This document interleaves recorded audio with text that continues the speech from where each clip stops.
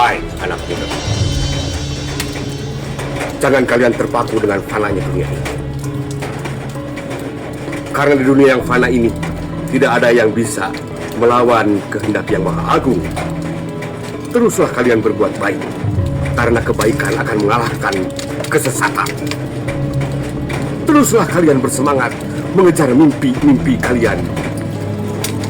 Jangan kalian terpaku dengan sombongnya dunia ini. Jangan terpaku dengan tipu daya dunia ini. Timbalah ilmu setinggi tinggi. Raih semua yang engkau cita-citakan.